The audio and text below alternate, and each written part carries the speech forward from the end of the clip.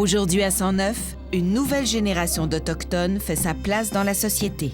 C'est ma nation, c'est ma culture, c'est mes traditions. Grands spectacles, grands hôtels et grands projets.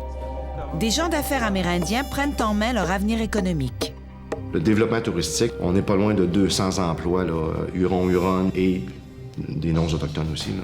Dans l'Ouest canadien, ce sont parfois les réserves indiennes qui font rouler l'économie locale. Comme celle des Osoyoos qui domine la vallée de l'Okanagan avec son centre de villégiature, ses vignobles à perte de vue et ses grands crus.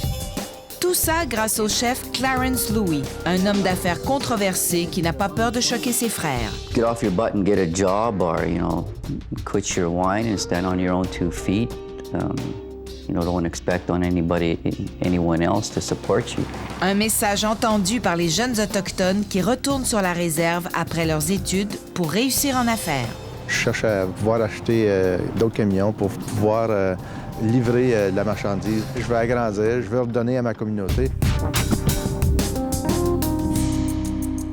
Château Mouton Rothschild, Pauillac, 1996. Avec une côte de bœuf sauce Périgueux, peut-être?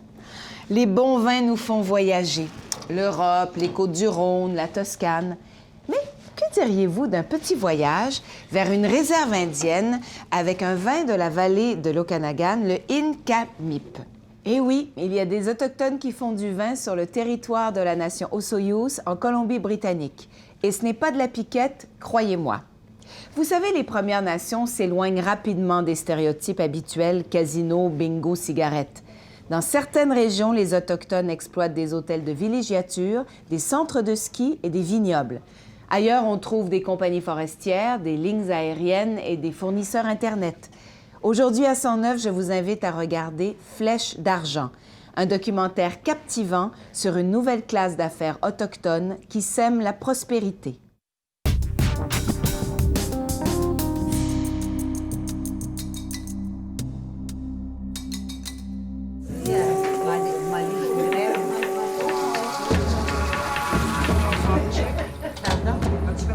Dans les loges d'un amphithéâtre sur la réserve indienne de Wendake, en banlieue de Québec, chanteurs et danseurs se préparent à monter sur scène. Là, on se fait des bords de guerre.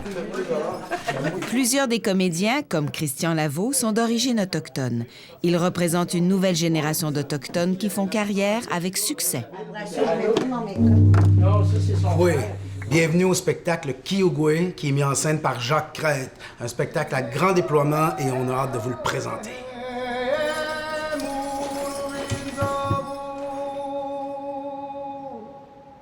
Les peuples premiers de notre mère la Terre comptent encore aujourd'hui 370 millions d'habitants. Christian tient le rôle principal dans cette grande fresque historique présentée en plein air durant l'été sur la réserve Huron-Wendat, près de Loretteville. Kiugwe, en Huron-Wendat, ça veut dire le grand rendez-vous. Donc, c'est sûr qu'il y a beaucoup de contes et légendes des Huron-Wendat, mais on touche quand même les aborigènes de l'Australie et de tous les autres continents aussi. Aujourd'hui, l'homme blanc et l'homme rouge se donnent rendez-vous. Christian Lavaux ne chôme pas. En plus de jouer au théâtre, il fait de la télévision. Je suis sur le territoire des Inuits des Quanjit-Mingan. Je produis mon émission Chic Choc. C'est un magazine culturel qui est diffusé sur APTN, le poste de télévision des peuples autochtones. C'est pour les ados de 12 à 17 ans. Le spectacle Kiugwe est une entreprise en soi. Elle stimule le tourisme à Wendake et fournit de l'emploi saisonnier pour les artistes et les techniciens de la région. Mais la plus grande retombée est sans doute culturelle, car le spectacle expose le grand public aux valeurs autochtones. Moi, j'ai pas l'impression d'incarner un rôle. J'ai plus le sentiment de faire partager qui je suis. Tout ce que je dis, tout ce que je chante, là, je sens la mémoire de mes ancêtres qui est dans mon corps et je me sens tout le temps fier de le faire parce que c'est moi. C'est ma nation, c'est ma culture, c'est mes traditions. La fierté culturelle des Hurons-Wendat se traduit également sur le plan économique. À l'occasion du 400e anniversaire de Québec, on y a bâti un hôtel grand confort dont l'architecture d'inspiration autochtone a été primée. Les services offerts rivalisent ceux des meilleurs hôtels et son restaurant a remporté un prix d'hôtellerie. Dans le village, les petits commerces font de bonnes affaires et les quartiers résidentiels n'ont rien à envier aux quartiers bourgeois de la région de Québec. Ça, est-ce que c'est du frêne noir ou du frêne blanc? Blanc. Ça, c'est du frêne blanc. Pourquoi le frêne blanc? Pour les Premières Nations, ce sont les traditions qui forment la pierre angulaire du développement économique. Ici, un atelier où l'on enseigne les méthodes traditionnelles de bois ouvré. Vous avez mis une bûche ici, c'est pour y donner la bonne cour. On l'a attaché avec une corde. OK, c'est bon. Julie Vincent dirige le programme Maintien des traditions. C'est un programme qui a lieu à tous les étés depuis maintenant 3 ou 4 ans, qui se veut l'établissement d'une mémoire de métiers traditionnels qui sont en voie d'extinction. L'objectif de ce programme est double, car au-delà de la culture, il y a l'argent. On exploite les arts traditionnels pour créer des emplois et générer des revenus. L'hôtel abrite maintenant un musée de la culture huronne et sa boutique de souvenirs offre aux touristes des bijoux de fabrication locale. Avec le développement touristique qu'on connaît à Wendake, avec l'émergence de différentes boutiques, l'avènement de l'hôtel, du musée, ça permet aux artisans d'écouler leurs pièces. Puis ça nous permet aussi de redonner à nos boutiques des pièces qui sont authentiques, qui sont fabriquées chez nous par nos artisans avec de la matière première qui est cueillie là, sur notre territoire. Alors, c'est une réappropriation, finalement, de la diffusion de notre art. Donc, Danny, c'est pour le mariage de demain avec les clients. Les employés de l'hôtel vivent également à Wendake, comme Jason Picard-Binet, coordonnateur des ventes. Parfait. Tous les œuvres que vous avez, que ce soit au lobby, que ce soit au restaurant, au niveau des salles banquets, ce sont tous des œuvres originales. Donc, tout a été fait par des artistes issus des Premières Nations. Également, au niveau des chambres, vous allez retrouver des pièces d'artisanat qui ont été faites ici même par des artisans de la réserve.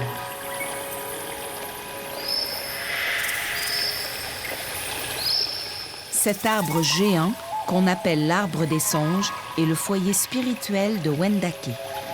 À l'époque, nos ancêtres arrivaient en canot en bas et puis débarquaient et venaient au pied de l'arbre, s'agenouillaient et demandaient au Créateur des bonnes grâces. Donc, c'était notre croyance. Il est le gardien de l'endroit. C'est notre pilier, c'est notre gardien historique. Gaétan Sioui, responsable du développement économique de la nation Huron-Wendat, vient régulièrement le consulter. Et qui sait ce qui peut arriver? À Wendake, je dirais que le développement a commencé par une vision globale touristique. Je crois que le développement touristique, en termes d'employabilité, on n'est pas loin de 200 emplois. Huron, on est d'autres des Premières Nations et des non-autochtones aussi. Là. Dans un moment, une réserve indienne de Colombie-Britannique offre le plein emploi à tous ceux et celles qui veulent travailler. 38 Premières Nations trouvent du boulot à Osoyoos avec son hôtel, son terrain de golf et son vignoble.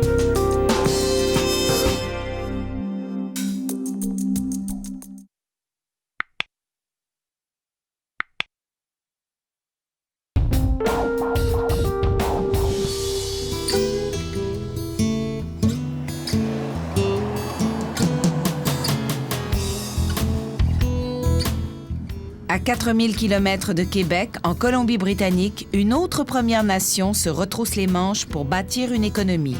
Sauf qu'ici, ce n'est pas la culture autochtone qui inspire l'activité économique, mais plutôt la culture européenne, la viniculture, pour être plus précis. Ce n'est pas tous les jours qu'on peut voir des Amérindiens faire du vin, mais dans la vallée de l'Okanagan, la nation des Osoyoos s'est dite « pourquoi pas ». Depuis quelques années, Erin Cray perfectionne son art au vignoble Inkamip, dont les vins sont vendus à la Société des alcools et servis dans les bons restaurants de Vancouver. This time of year, because it's harvest, I haven't slept a whole lot, but you know, it's been every day. For about a month and a half, I've had one day off, and I work anywhere between 12 and 16 hours a day. L'idée de faire un vignoble autochtone est celle de Clarence Louis, le jeune chef des Osoyoos qui se distingue par sa créativité et son sens des affaires.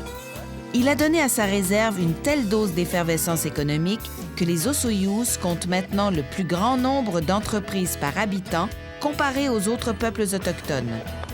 Terrains de golf, hôtels de villégiature, vignobles, compagnies de construction et centres de ski.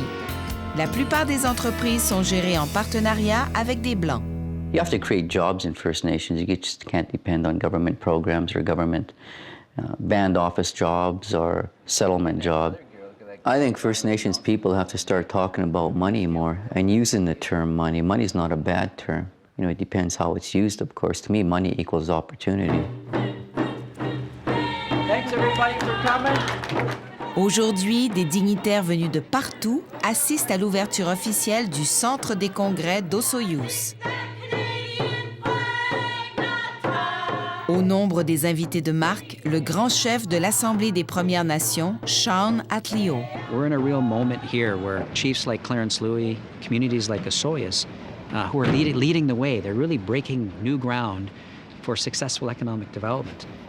It's exemplary leadership for all of our people and for this country, in my view. And they're really demonstrating that First Nations can and will be successful. And this will benefit not only our peoples, our communities, but this is good for Canada as a country. During the Great Depression, unemployment hit 30-some-odd%. I tell non-Native people, most First Nations in this country sit there with far worse percentages of unemployment than 30%. Le chef Louis a la réputation de dire les vraies choses et il n'est pas tendre à l'endroit de ses frères autochtones. Get off your butt and get a job, or, quit your whine and stand on your own 2 feet. Don't expect on anyone else to support you. You got to support yourself. We have to take responsibility for our own actions and the results that come from those actions.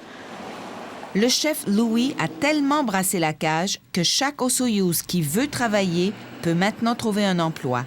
Et signe que les affaires vont bien, les chaînes de restauration rapide et les banques s'installent dans le village. Our employment rate here is high, almost 800 jobs, and half of those jobs go to non-Native people. So the First Nations are also employing a lot of non-Native people. And we're putting over $40 million a year into the South Okanagan economy here. Clarence Louis fait partie de cette nouvelle vague de leaders autochtones qui veulent rompre avec le passé. Il est fier de créer des emplois pour les autres Premières Nations, comme son vigneron Aaron Cray, un Indien Stolo. When I first moved here, all that was up here was desert. I've just watched it grow over the years from just a little dust pile with a little metal frame that was supposed to be the winery to what's happened today, which is amazing, actually. We employ 38 different First Nations in this community. They come from Saskatchewan, Alberta, all over BC and the Yukon to come to work here. And it's usually because where they come from, there are no job opportunities. Aaron Cray is a hard-working young individual, which is awesome. And he might not be from our community, but he's First Nation, and he represents us, and another hard-working, dependable worker. And I'm sure where he comes from, and in fact, I know it, they don't have a winery. It is important for me, actually, to be working for First Nations and in a successful business such as this. I definitely see the next generation coming. They do have a better work ethic, so I can definitely see some up-and-comers coming.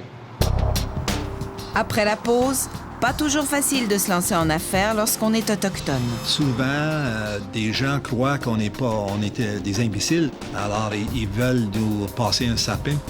Certaines réserves du Québec, plus pauvres et plus isolées, ont souvent du mal à obtenir le financement des banques. Comme on est un territoire fédéral, on ne peut pas mettre notre territoire comme cautionnement au niveau de ces institutions bancaires-là.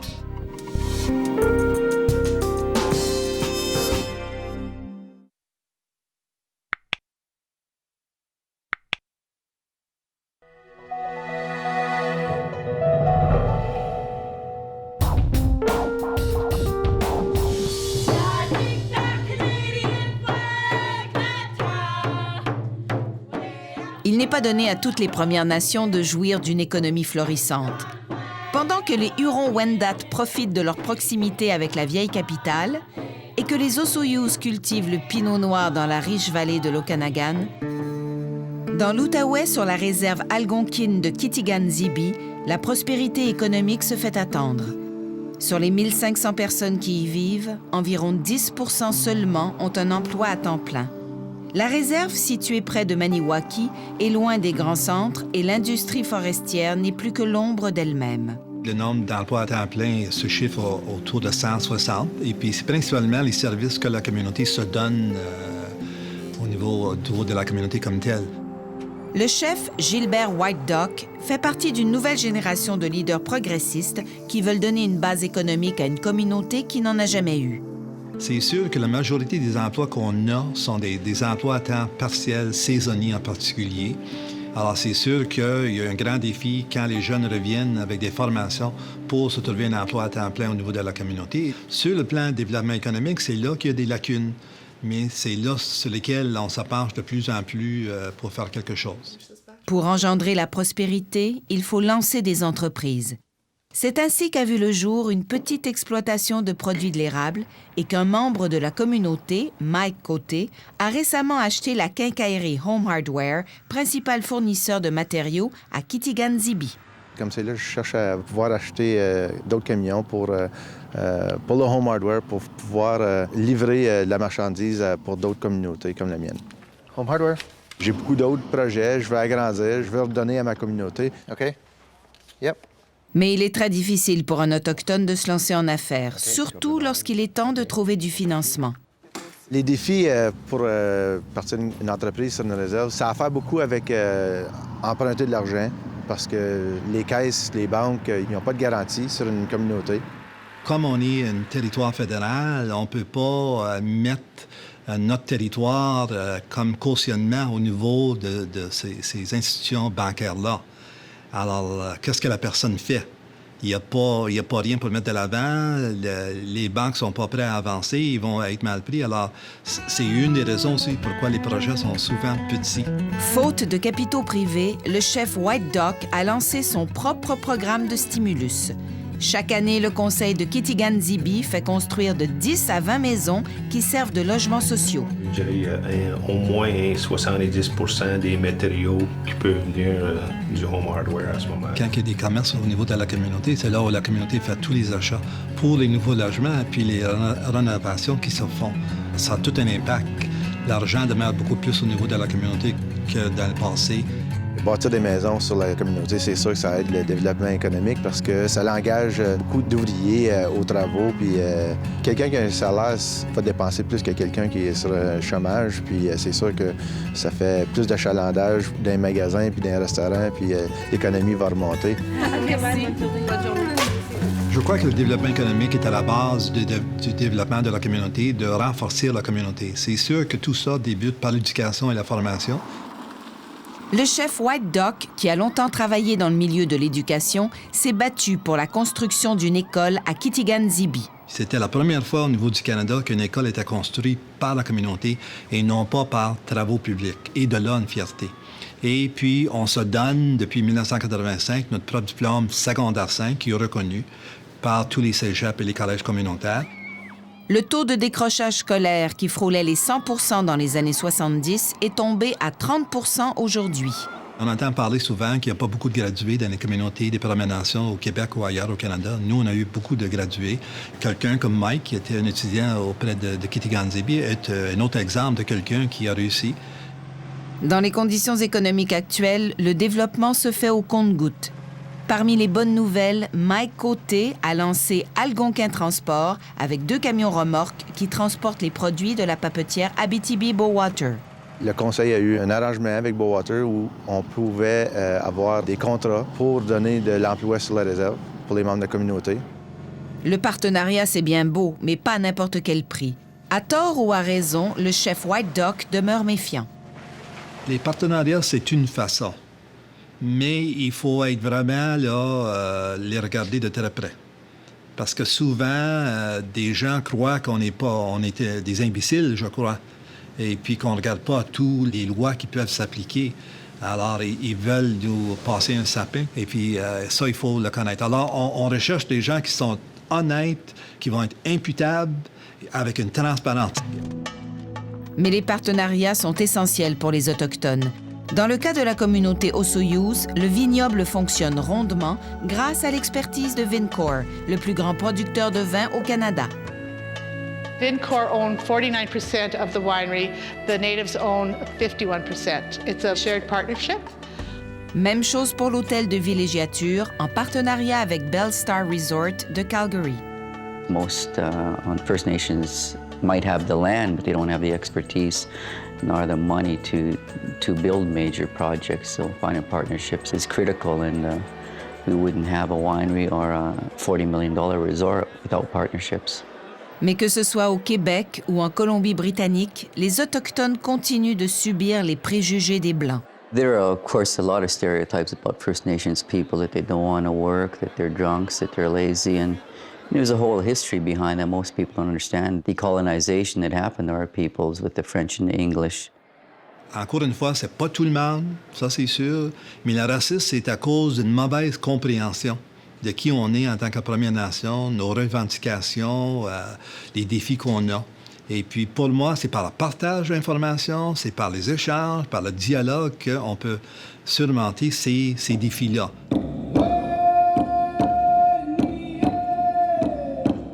We're not out to maximize and become multimillionaires. We just want a comfortable standard of living and be able to look after ourselves and not be totally dependent on federal transfer dollars. There are pockets now, emerging leaders of First Nations pursuing economic development. We need more of that to occur throughout this entire country, where First Nations working with other levels of government and, of course, with private business partners, we can overcome all of the barriers that have been holding us back. Souvent, les communautés des Premières Nations, c'est un peu comme une maison de cartes. Et puis, si un vent souffle trop fort, elle va tomber. Mais si on a vraiment, c'est bien ancré par le développement économique, une bonne éducation, des bons logements, des possibilités d'emploi un peu partout avec un support à la population, je pense qu'on peut aller très loin, puis j'y crois réellement qu'on va y aller.